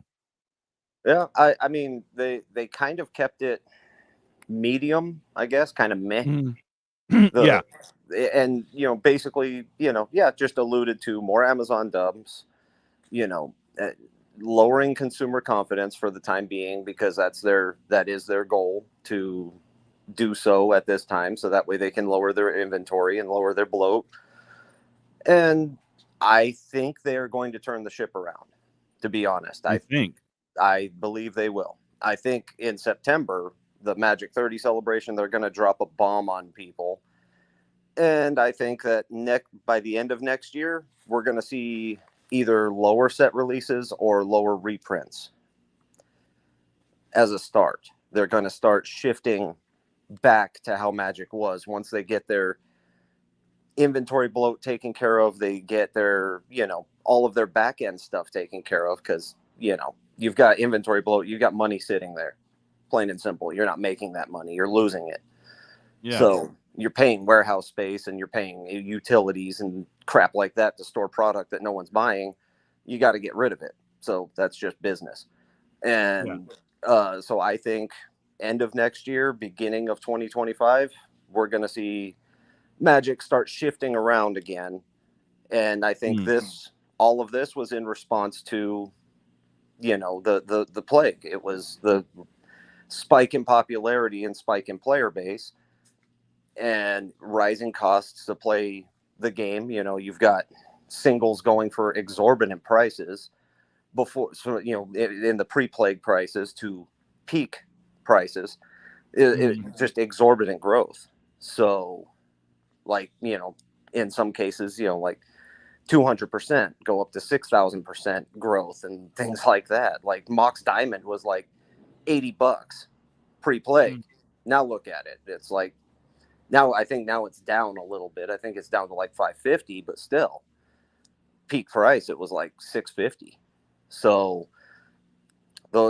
I think this was all in response to that. And since Wizards is a slow ship, they plan things 2 years in advance. We're seeing right now what they planned in 2021, 2020, when we were in our peak era. And so they were expecting that popularity and that money to continue, and it didn't. So players are getting more conservative on their spending and losing their confidence. Once Wizards has that under control and starts doing the releases the proper way again, we'll see that confidence build back up again. We've been through it before, basically. We've gone through this type of era with Wizards before. Yeah. So, like Fallen Empires, when they released that, they decided to say F you to all the speculators who were holding on to boxes and made it unlimited allocation. You want it, we'll send it to you. So there was tons of Fallen Empire sent out. Right. And the same with Chronicles. Fallen Empires and Chronicles, both, they were like, you know what, here, you guys want our product, we'll send you as much as you want. We're not going to hold back. And yeah, totally screwed the market up. So they've done this kind of stuff before to do market corrections and adjustments. It was a lot faster to respond to it back in the 90s when Magic was a smaller game and not worldwide. But now that we're worldwide, it takes time. Yeah. No, I hear that. And what Coach is saying here is that try to make MTG more collectible. Makes sense it's less collectible. Oh, what is that? Ooh. Hold on a second. Ooh. Playing some music. Yeah, it was weird. That was like, cool. no copyright strike for me, thank you. Yeah. But yeah, the Masters product used to be only available at the LGS. Correct. Yeah. Back in the day, it was only available at the LGS, and then they branched into like KB Toys, Kmart, Walmart started selling it later on, that kind of thing. But yeah, it used to be an LGS. You had to go to the comic book store to get it. But I remember, I want to say it was 96, 97, somewhere around Stronghold Tempest era, that Blockbuster Video, my local Blockbuster, started carrying Magic the Gathering. I could find it at freaking gas stations. Literally. Packs of Fallen Empires at gas stations for like a dozen years. Wow. One repair the brand is to raise prices. Ugh. No, they already did. Print fewer products with no variants, maybe one special variant, and focus on supporting LGS distribution model by cutting ties with Amazon. They're not going to do that. No, they started the Amazon ties before Plague happened, so that's a long-term goal to eliminate bloat. Like when you've got products that the LGSs don't want, like double feature. Prime example was nobody really wants that product. Like Rudy was talking about it in one of his videos. He doesn't even want that product. And which one was that again? Double feature in a strat double feature. And so, you have to have an outlet to get rid of it. Otherwise, you're just storing it in a warehouse and paying for it. So that's not going to happen. They have to have some form of outlet. They can't just incinerate the cards because even that costs money. Yeah, and it's funny too because from a player standpoint, like what is it Mateus? Am I saying it right, bro? Anyways, I think they can afford to throttle. They cannot afford to throttle down on power creep, reprints, and new editions. The 3-year standard cycle would be the worst. It's going to be. So I don't know. I mean, then again, they switched it. They did great in their digital efforts because they wanted people to play on the phone and at home. But I mean, what's the point of setting up standard? Like, nowhere local do I see anything for standard besides just the draft. Yeah, totally. But I do think that this is a start to get, because one of the biggest complaints is standard over time for your ROI. It is the most expensive format to play. Just plain and simple. Like Legacy, you can do an investment, 20 grand, make one amazing deck, and you can still play that 10 years later, barring bannings and such, with some minor tweaks to new cards released. Standard at a 2-year cycle, you're investing $500, $600, $700 every year, every set release to stay current. With a 3-year cycle, your older cards are current for longer and hold standard value longer. So I think that is a step in improving the format and trying to improve the format. Yeah, sure, but if they don't power creep, Look at Then Val boring. Midnight Hunt. It was the power down sets, right? Yep. You only And had a couple cards that really broke everything, but it was a power down set, so it didn't sell as well as they would have liked.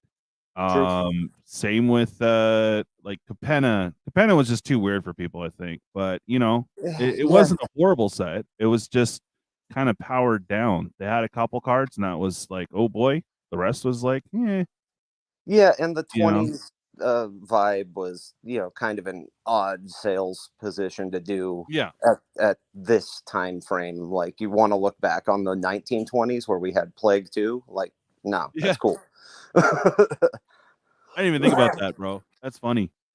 So, yeah. But from a player standpoint, it just, when you get on Arena, like I don't play Arena, but I watch our boy Hillbilly play on Arena. And it's pretty much Shelly or bust. It's Shelly, a lot Yeah. of Lily, and I've seen some other play where they're actually playing some other colors, but it's like that's all you see. And if it's still more powerful, if you do a power down set after that, all you're gonna see is more Shelly and much of the same. Maybe a few more new combo ish stuff. But I mean, they got to keep increasing the power every set, or it just won't sell. There's got to be Exactly. like 10 top cards, people to hunt to play. But if they power down and listen to the players that are leaving in mass, in some cases, they'll lose money. So it's just like a catch-22 there. It's crazy. It's a balancing act that they have to do, for sure. I'm glad I'm not in that position. So, in the game design position over there, because that's insane. And they did say that Wilds of Eldraine was produced and created before the 3-year standard rotation. So expect, I would expect, honestly, some very powerful cards, because with a 3-year rotation, they're going to do more of a gradual power creep rather than a sudden power creep. Like, normally your first set after rotation, you want people to really bite into it, so you put a powerful set. So like Midnight Hunt, it was a powerful set at its time, but then Crimson Vow kind of spoiled it, because it was like, why are we having a vampire wedding now? Are we in the 2010s? Yeah. Are we back in Twilight Land? Like, nobody cares about a vamp wedding. Mateus likes the quick draft in Arena. Yeah, that's cool. Yeah, drafting is great. I suck at it. Honestly, I do too, bro. I'm great at if it isn't like reach out, slap me in the face, and happens to be Grigori, Grohl, or in my color pie, I'm like,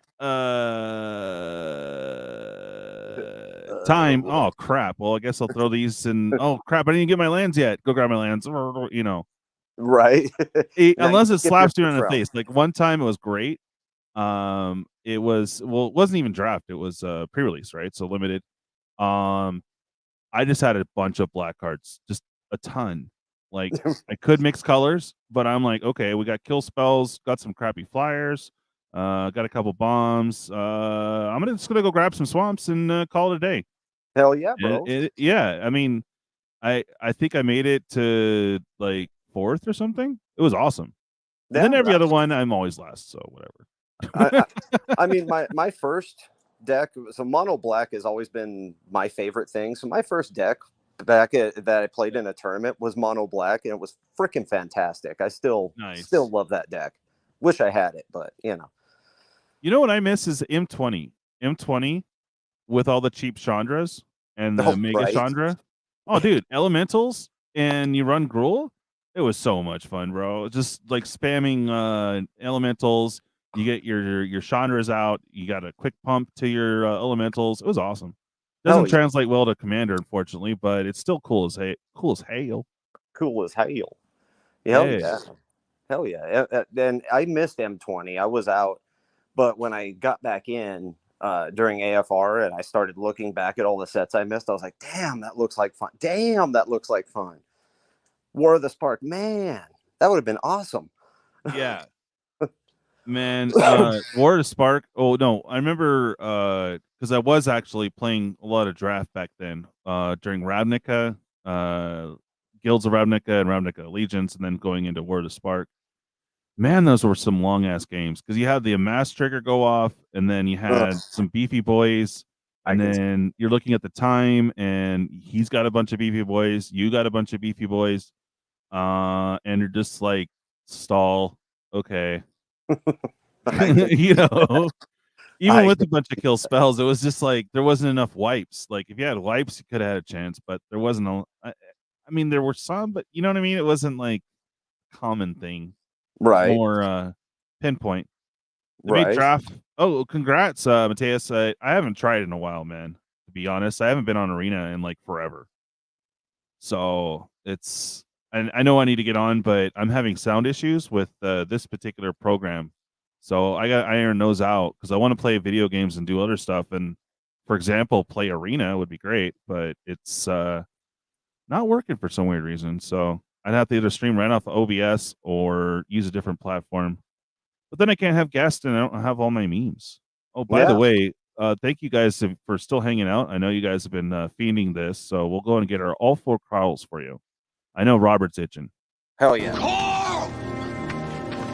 Carl! Carl! Carl! There you go. I just couldn't do it because we're listening and like I didn't want to talk too much over it. I didn't want to just sit there. It was supposed to be a live react, but it was just like I already got my react because I was like, bam, dude, more dumps. Yay. Yep. More dumps. I mean, it sucks for the consumer level, but I see where they're coming from the business standpoint. They have to get rid of it. They overprinted it. They've got to get rid of it. Yeah. Some way or another. So exactly. You know, and it does suck for like the collector investor. It sucks. Mateus, yeah, no, the first one was cool. Sorry, I'm all blah, blah, blah. Guilds of Ravnica? Yeah, Guilds of Ravnica, right? GRN. GNR. I always say GNR too. I'm like, it's not the Guns N' Roses set. Damn it. But oh, dude, yeah, you had Vraska, love her. You had a lot of fun stuff in that one. But Allegiance was a little weird. And then there was that stupid. The real reason why I don't play blue was that Pantamander or whatever. Oh, the Terramander or whatever the hell. Terramander. Oh god, dude, you just rage quit because you'll see a couple of those pop off, and then they're just like slow countering everything, and then they get up to enough mana, pop those bad boys off, and game. You're like, wow. And game. That's it. You're done. Yeah, you died to a flying lizard. Exactly. It was a pleasure to watch you do the M thing with your cards. I've been sitting here for 30 minutes and it's almost matched for game 1. This is awesome. Can you just beat my ass? No. Oh, we're still playing. We're getting down to the was it the 3 countdown or what do they call that? The 5 countdown rule where you're on turn 0 or whatever. Yep, when you go to turns on it, and yeah. And then there's like no board state. There's no like real life taken, and then they're still counting your stuff and not getting to a win con. You're like, bro, like tell me you got a win con. Like seriously, just go ahead and do your thing and control me out and win con already, so we can get to the next match, so that you can either get that 2-0. Or not a 1-1 or whatever. A 1-2. Yeah. Well, no, it would always be 1-1s. Whenever I played a blue player, it'd always be 1-1s. It's just like, dude, it doesn't help either one of us. I love Planeswalker cards. The one I hate is frickin' Jace, and the reason why is you may have heard of it, Cawblade. I know. I don't think you were playing during that time, no. But it was in standard. A good Jace back in the day. Yeah, Jace the Mind Sculptor.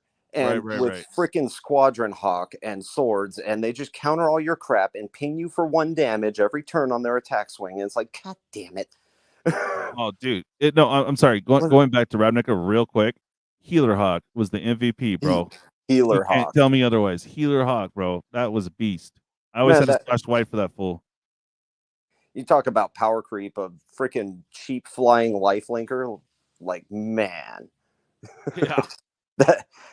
Then you go look at Questing Beast, where you need a freaking doctorate in order to understand and read everything he's doing.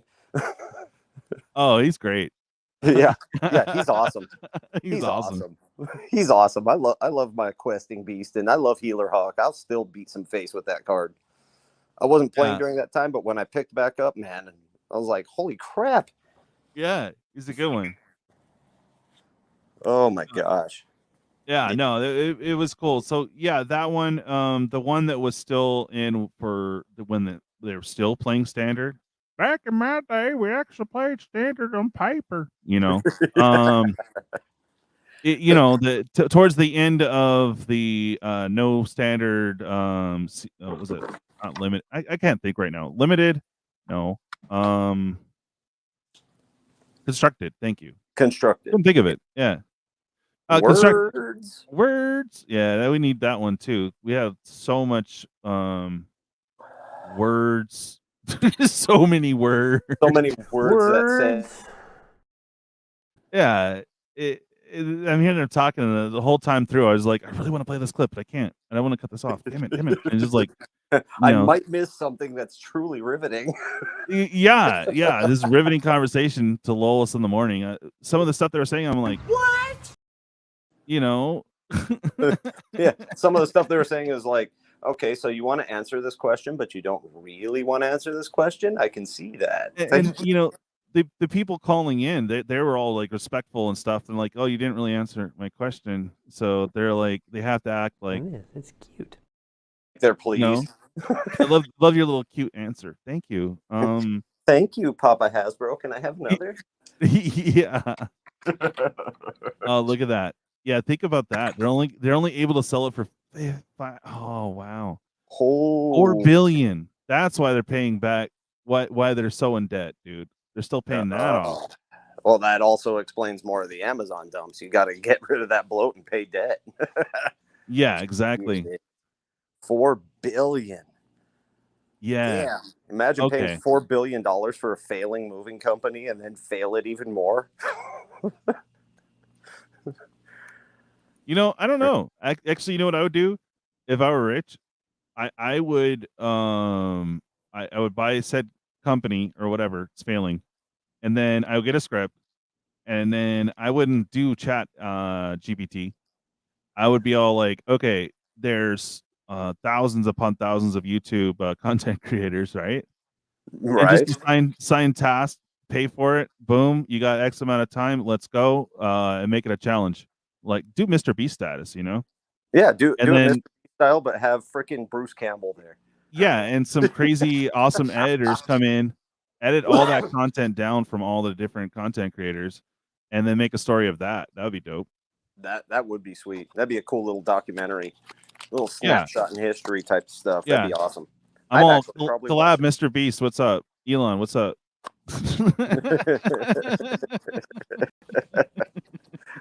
Oh my god! Let me be the producer I'm supposed to be, man. Just give me money. Tell me what you want. All right, cool. We'll get some real writers.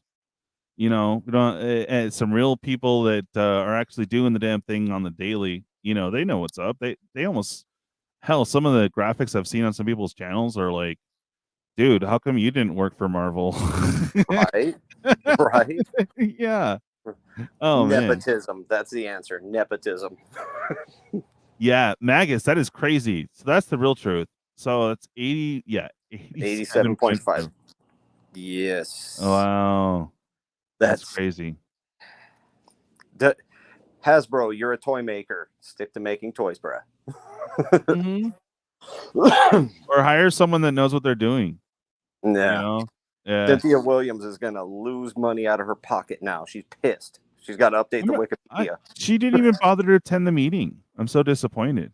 I know. I was really hoping that she'd find another wonderful clip off of Wikipedia to read us. Yeah. I just did a great reading job last time. I was just like, I'm really disappointed. I want to send her an email and ask her to read me Harry Potter. And Chris Cox was like, oh, dude, they're gonna clown on me on this cocktail party. I can't talk about the awesome progress I made in cocktail parties. I was looking forward to some more memes, man, but they didn't even give us it was pretty straight to the point. Hey, we're trying to fix this problem. We're still fixing it, and we need more money to do other stuff, but we're still fixing our problems. So we can't figure out how to dig ourselves out of the hole that we dug ourselves into. God damn it. Yeah. Oh my gosh. Yeah. Nah. I think we're going to see something better in the next year or two. Probably next year. Modern Horizons 3 for sure. Oh, dude, they got to have the allied fetches because like they're still holding it like $20-$30 on some, like 40 on some. So I don't know. That's why I said cons. Cool. Cheap price point. You feel bad when you pull horrible, but you're only out $7. Well, for mine anyway. For me, it's I'm out a pack of cigarettes. Okay, fine, whatever. Yeah, right. Whatever. I'll just have to hustle some more up. God damn it. Yeah, no. Hopefully we sell through, and I want to crack the Avison. That sounds fun, dude. Oh, back in the day, I bought 2 cases of Avison. I loved that set. Oh, nice. I just absolutely loved it. And I, when I quit, whenever I decide to quit Magic, I sell some of the stuff and then I give the rest away. So right, just how I roll. And so, yeah, I gave away all sorts of crazy shit, but I enjoyed cracking that. I enjoyed the limited environment with Avison as well. Oh man, that would be fun. So it was a blast. It was a blast. Yeah, the only thing is like if you can get it for the price point back then, that would be awesome. But yep, but it's such a good product that lots of people bought it and everyone still wants it. That's why Cavern's still getting reprinted. Crater Hoof. Oh yeah. Avison, they're all still getting reprinted and they're all still over $20, even though they're getting reprinted like mad. Yeah. So, Oh, foil hunt for sure on that, bro. The original foils. Woot woot. Oh yeah. If you hit a foil Avison, it's like, that's good. Yeah. I mean, it's not insane. It's no 7th edition Urza Legacy foil, but still good foil. I heard that. So, yeah. And honestly, I'll get in on the Avison if we can get into it. Yeah. And if we can do OG Innistrad as well or OG Rav, even better. Ooh. It can, but it's pricey, bro. Yes, it is. That's the high roller lottery right there. Well, we got to find some other high rollers though. Yeah, that's true. Yeah, that's true. Hopefully we'll find them, but that'll be fun, dude. Because I like cracking boxes I never have because I'm getting that first experience with the guy. So that's why I'm like, dude, I want to crack Dragons of Darkir, but there's really no point in it. I'm like, damn it. Unless a person really loves the set, and I didn't play during that time, so it's like, why to me? I don't have any emotional attachment to the cards. Oh yeah, no, I'm just pretty Dragos. Ooh, I am hoping to get a Siege Rhino though. That'd be something. Oh, there you go. Give me a meme card like that. Hell yeah. Oh yeah, for sure. They're really not focusing on the $3.5 billion loss they took in the E1. Yeah, nope. They are though. They blamed it. All the problems was on that throughout the whole thing. I mean, that's what I heard, right? Yep, that's it. Their entertainment division was at fault, but I mean, technically speaking, isn't toys and cards and games entertainment as well. I mean, I don't know. Maybe I'm just crazy. Yeah, no, but they blamed everything on the entertainment division in E1, and 100%, it's all that fault. It was the old guard's fault for buying E1. Okay. Crazy, dude. Well, that was a riveting start to my day. the conversation was more riveting than your and my conversation was more riveting than the fucking earnings definitely. call. Yeah, no kidding. I'll be surprised if investors start dumping Has stock in favor of ATVI. This might represent players leaving MTG. That's a spicy take. Oh, that's a spicy take. Oh, honestly, right now with Hasbro stock on the gain, I don't think we're gonna see that, but I wouldn't be surprised. So, yeah, that's crazy, dude. Well, yeah. I want to thank everyone for joining us today. If you're new here, obviously smash that like and of course subscribe. Got a few fun giveaways. We got pull games on occasion and box breaks and more fun stuff here. So make sure you guys stay tuned. Well, again, still trying for to give away that monkey, bro. Got to get to 12-12. That's the goal. We're about 11:58, 11:57, something like that. So slow roll, but we'll get there. So hopefully we'll see you guys today for MTG Roundtable starting at 8 p.m. Eastern or 5 p.m. Pacific Standard Time. We're going to be talking about this probably a little bit more in depth, and I think we should do puppies and rainbows. I think, or is it rainbows and puppies? Rainbows and puppies. Yeah, brighter side of life, just a little bit, just a little, just a little bit, just a little bit. Yeah. The pros and cons of being positive and negative. I think that'd be a good mix. And hell yeah. Yeah, so we'll see you guys in a little bit. I'm gonna record that 50-minute ordeal in about 2 hours when they put it back up, and then you guys will be able to have that with. I didn't really have much commentary on it except for afterwards, but yeah, it'll be no commentary, just straight up, boom, listen to them yap. It'd be great. It'd be more riveting than this, I think. Bro, I honestly think I'll save that clip just so that way I can get to sleep at night a little bit better. Oh yeah, it would be perfect for crashing out to. Hell yeah, good call. Yeah, you might raise your margins or something. My margins got raised when she was talking about Peppa Pig, bro. That was it. Dude, Peppa Pig for the win, man. For the win. I can't wait for the secret layer. Let's go. Yeah, Peppa Pig secret layer incoming for Rixie and Peppa. Let's do this shit. Right. On that note, we'll see you guys later. See you in a couple hours. Thank you, everybody. Feel free to hang, Robert. I'm just gonna call the live here and thank you guys. Without you, wouldn't be a channel. So thank you.